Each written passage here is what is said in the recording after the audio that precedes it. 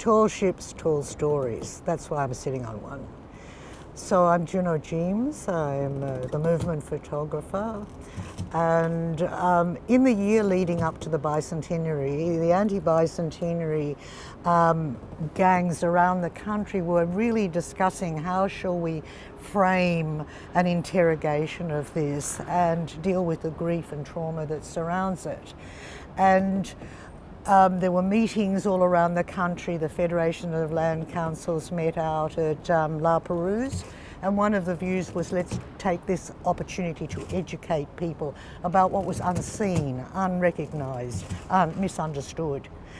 And Tracy Moffat and I, who have worked together from the mid-80s or early 80s, from the Land Rights Before Games marches in Brisbane, came to me and said, I want to do this poster because I got arrested in Plymouth when I was demonstrating, and I want to make a poster that highlights the fairy tale kind of history that has been imposed on us for so long, that we want to disrupt, and we want some truth telling, and that's going to be the narrative that we want to bring out in this poster. So Tracy had the idea to use a couple of photographs of mine, some of Elaine Pellow-Kitchener's, and one of mine that she particularly loved was the young men of Amaroo. Now that takes us back to Mornington Island, where I was working with Woomera in the 70s, 78 to 80. And that ceremony that took place on the Bora ground that day was actually a whole lot of young men who are going to be put through the law, and we had to battle with the Queensland Shire Council for the right to fly the flag on the Bora ground.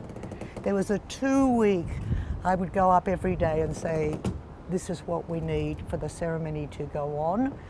And it took that time to get their agreement to it. So it was a moment of victory that the flag was flying on the sacred Bora ground, where these young men were to be put through the law by the Lardell and 5 other communities. Great. So when you're taking photographs, why do you take those photographs?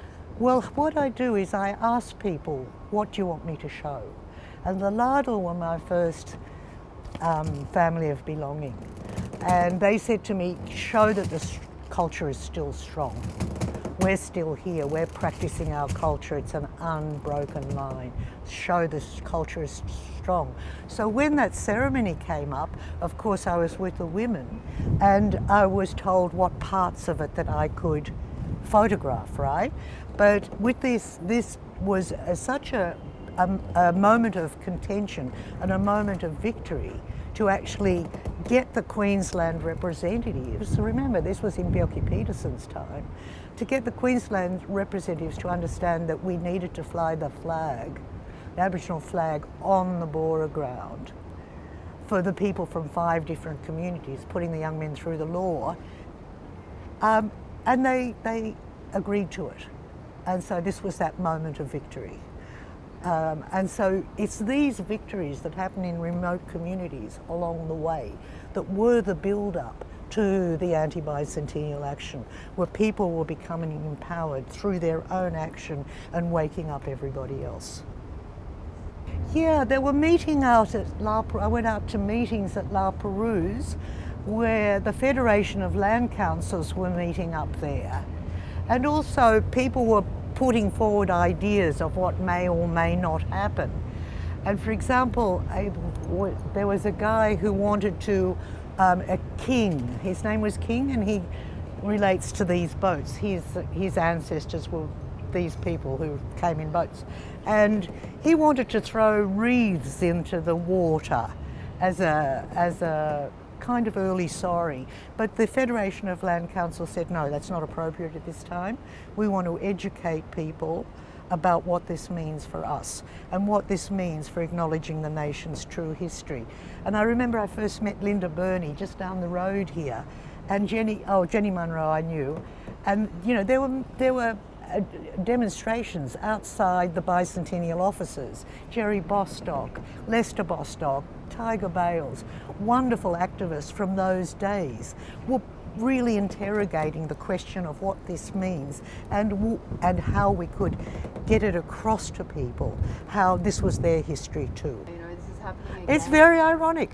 It's very ironic and rather funny. I love that there was a T-shirt in the march that said "Cook who," but it's what all that represents is now being upturned, and so it feels a kind of victorious and kind of ironic moment where we need to really rebalance the history and its happening, and then we can look upon these people who were in fact the instruments of a